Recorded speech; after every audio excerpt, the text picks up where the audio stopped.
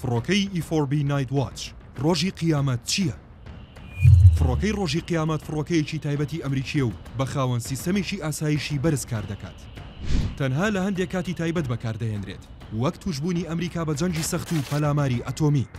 فڕۆکەی Boeing E4B Night Watch کە بە فڕۆکەی ڕۆژی قیامەت ناسراوە و لەلایەن هێزە ئاسمانیەکانی ویلایەتە یەکگرتووەکان US Air Force بەکاردەهێنرێت و سەرجەم ژماری ئەم فڕۆکەیە 4 دانەیە. ئەم فڕۆکەیە بە تایبەت بۆ ئەوە دروستکراوە کە دەستەی سەرکردایەتی نیشتیمانی ئەمریکا کە پێک دێت لە سەرۆکی ویلایەتە یەکگرتووەکانی ئەمریکا و جێگرەکەی وەزیری بەرگری و جێگرەکانی لە ئاسماندا هەڵبگرێت. ئەویش ئەو کاتێک کە ئەمریکا ڕوبەڕووی هێرشی ئەتۆمی و پەلاماری لە ناکاو ببێتەوە. شوێنی مانەوەی ئەم فڕۆکەیە بنکەی ئوفوتی هێزە ئاسمانیەکانی ئەمریکایە نزیک ئۆماهای نبراسکا. ئەم فڕۆکەیە شوێنی 111 نەفەری تێدا دەبێتەوە کە زیاتر بریتین لە تیمەکانی ئۆپەراسیۆن و هێزی ئاسمانی و تیمی سیانە و پەیوەندی.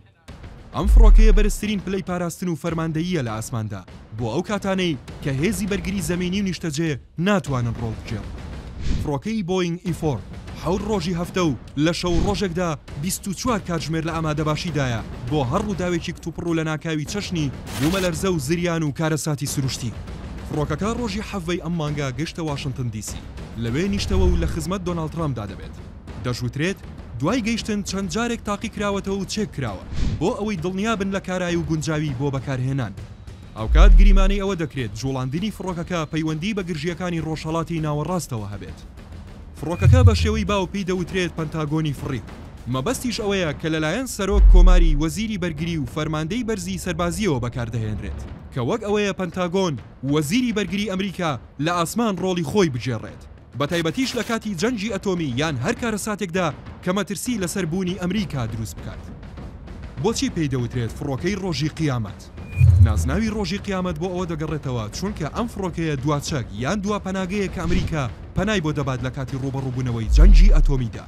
ناسناوی فڕۆکەی ڕۆژی قیامەت زیاتر لە سەروبەندی جەنگی ساردا بەسەر ئەو فڕۆکە تایبەتەدا بڕا. بەو پێی فڕۆکەکە لە ساڵی 1974ەوە پەری پێدراوە کە سەروەختی جەنگی ساردی نێوان یەکێتی سۆڤیەت و ئەمریکا بوو. هەروەک لە 11 سێپتەمبەریشدا خرایە بواری ئامادەباشی فڕۆکەکە یارمەتی سەرۆکی ئەمریکا دەدات لە ئاسمانەوە کۆنتڕۆڵی هێزەکانی ئەمریکا بکات.